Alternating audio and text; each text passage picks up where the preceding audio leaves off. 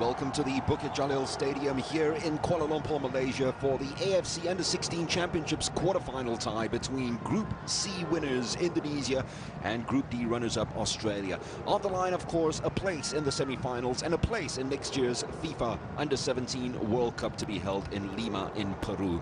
And they keep the same side that actually drew against India and cemented their place at the top of the group. 3 changes to Australia from the side that won 4-0 against Afghanistan in their final Group D game. And we see Jordan Bos coming in for Lachlan James Sepping. All the natural disasters can be put to bed with could be a performance of a lifetime against the might of the Australians, who, remember, beat them by 7 goals to 3. Jordan Bos, it's a good hustle down there by Leon Bruno.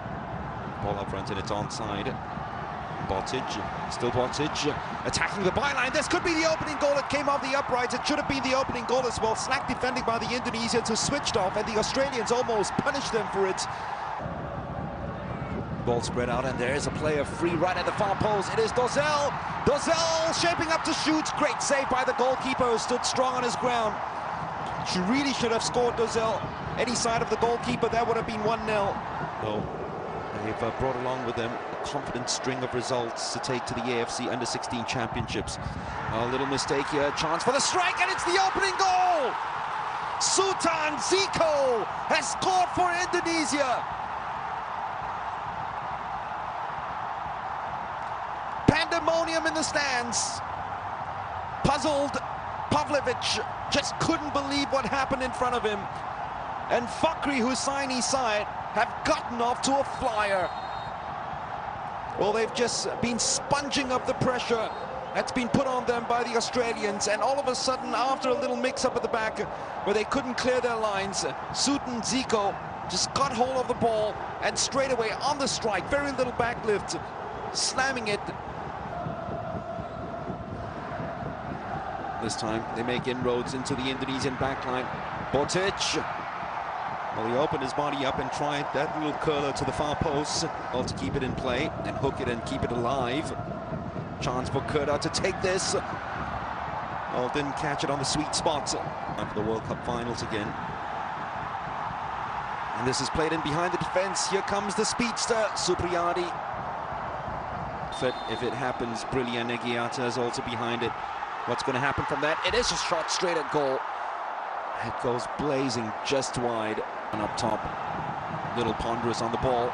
Supriyadi just dancing his way around a couple of challenges, just couldn't get past the ball with that final fling and slide. But that doesn't deter them. And here is Supriyadi on the break, leading the charge yet again. Ambiris trying to get the ball off him, failed to do so. Supriyadi sets up the goal scorer, Ziko. Well, that deflection could have gone anywhere. He showed it then. That's showing too much of the ball was Koman. The Australians now on the counter-attack. It's onside. It's poor touch by Bos. It's great goalkeeping. And yet again, the Australians squander another opportunity in front of goal. Molana. Oh, clever pass inside to Supriyadi. Supriyadi might have gone for goal himself. Gives a chance to Ziko. Ziko yet again looking to create the angle for himself, failed to do so. But Supriyadi had an opportunity right then to open his body up and really beat the goalkeeper. Sultan. Bagos, Andre breaking clear. It's Andre Octaviancha. Andre! Saved by the goalkeeper. Supriyadi couldn't apply the finishing touch. And the vociferous support has certainly lifted this side into uncharted territories. Just a little bit more. Hang on, or maybe even extend it. Too dangerous, especially for the Indonesian supporters.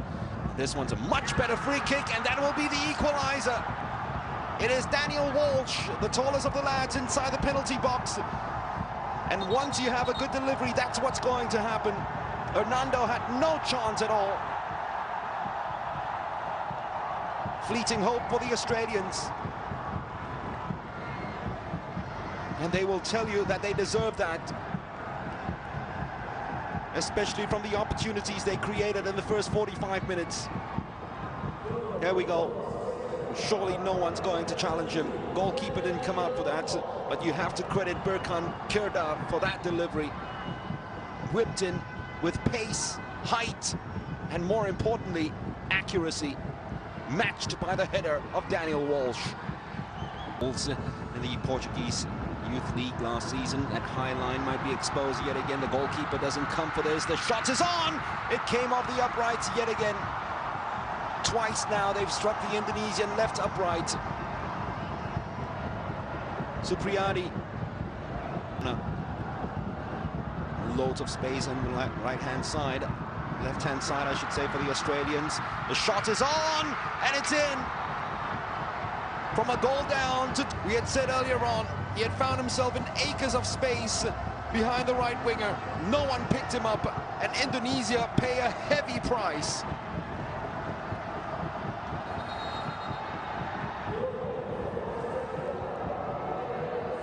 Sushes the crowd, and that might just be the sniper that puts an end to all hopes. You could claim that Bagas miscontrolled the ball, but where was the marking behind him? For the longest time he was tucked inside, and it needed someone from the right winger's role to come back, support, but Brilliant didn't keep pace with Jon Bruno. Clever from Kurda. Varga was spinning away, and talking about spinning away, this might just put it to bed. Opens the angle for the shot, and that surely will be Australia through to the quarterfinals. Their top scorer, Noah Botic, has done it again. Nothing Hernando could do with that strike. The moment he cut it back to his favorite right foot, there was always and only going to be one result.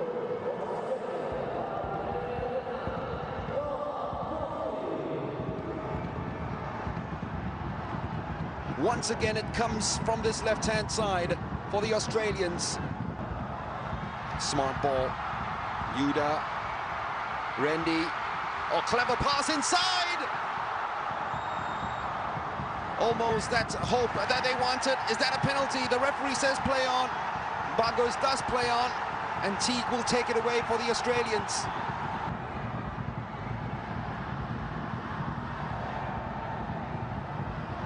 Is that onside? Assistant referee doesn't flag. Duzel tried to do too much. And tried to just blast. And the Indonesians find one more inspiration. Hammond didn't throw in a challenge at all, which is almost criminal. Yuda, still Yuda, forced to take the shot. Just over. At their upright rocked. Thought it was going to be their lucky day. And then that floater in the box, and it defeated them. The ball's played in behind the defense. It's a good touch, and that is for 3-2. It's the substitute, Rendy Juliansha, who has come on and got in behind the Australian defense and feasted on what was a delightful little lob by Captain Maulana. Indonesia have a glimmer of hope.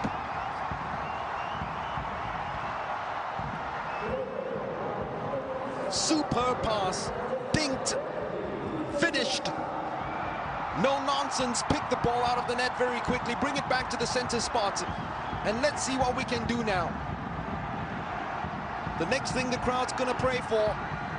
And look, Varga continues the run, plays a clever ball to the substitute. Great save by the goalkeeper. Second chance, not going to happen. Not going to happen for Gorman. Just hear the crowd. Would you believe it? This is for an under-16 game. The shot comes in. What a save by Pavlicic. Danger's not over yet. Here's the chance for the equalizer. Spurned, though, in the box by the man they wanted on the ball in these final moments most. Rendy Juliansha keeping it alive. Then Bruno clears it, and that will be the final piece of action. Australia have clinched it. The Indonesians go down on their knees, but they've given every ounce of their energy. They've given everything they have got for this game. And for a long while, they thought that they were there because they led at halftime by a Sultan Ziko goal to nil. But the Australians came back strong, thanks to Daniel Walsh and then Noah Botic. and Gang scored to make it 3-1. The Indonesians, though, got a goal at the very last minute, and their fans will leave loud and very proud, because this team has certainly taken them to heights unknown. Final score, though, Indonesia get knocked out. Australia progress through to the semi-finals with a 3-2 victory in a pulsating quarter-final.